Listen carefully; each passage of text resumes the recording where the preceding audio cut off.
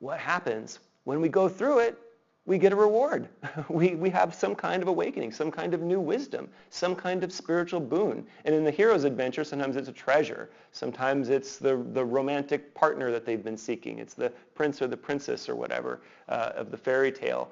So it can be a true love, or it can be new knowledge, insight, special power. And sometimes when we get this special power, we don't want to go back, right? There's a refusal to return to the old way.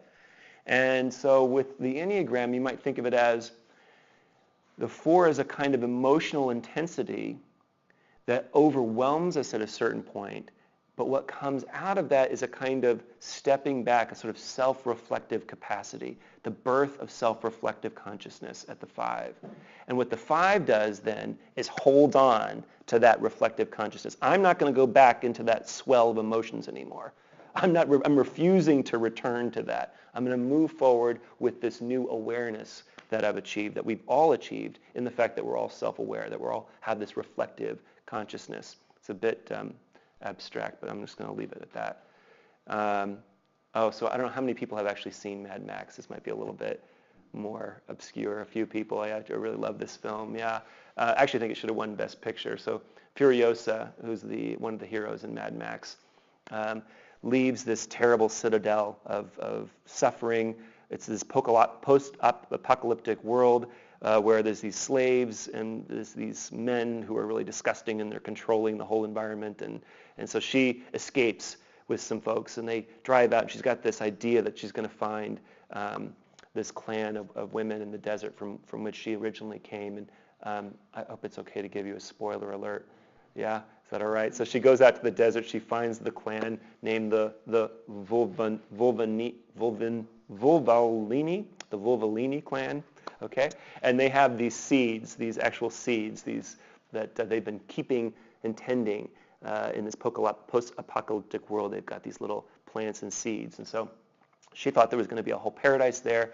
And she realizes, okay, I found the seeds to regenerate the world, but there's no utopia here. I got to go back to the citadel. I got to return. I don't want to, but I got to go back. So there's the hero's journey. Refusal of the call to return. So the 5 in all of us struggles with avarice, sometimes called greed.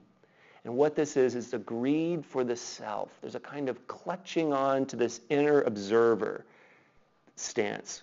I'm not going to show all of who I am. That's so depleting of my energy. I have this treasure of this perspective that I want to hold on to, that's keep safe, and it's a distance from other people. It's a kind of observer stance.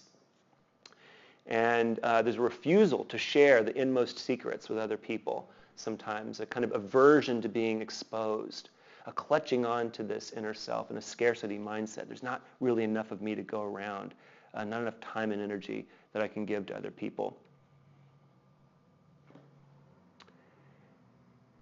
So there's a kind of withholding, a pattern of withholding the self.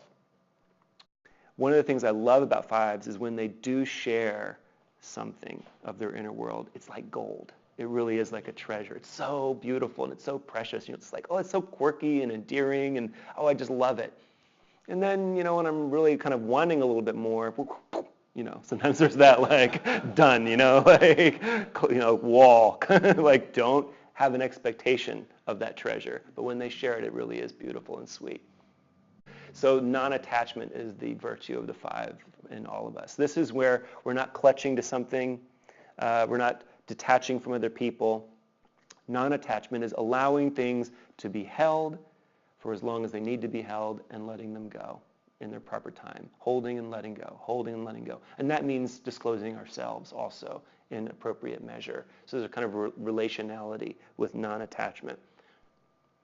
The hero's not going to hold on to the treasure anymore. They're going to share this ultimate boon that they found. They're going to bring it back to the ordinary world. They're not going to stay in the state of bliss.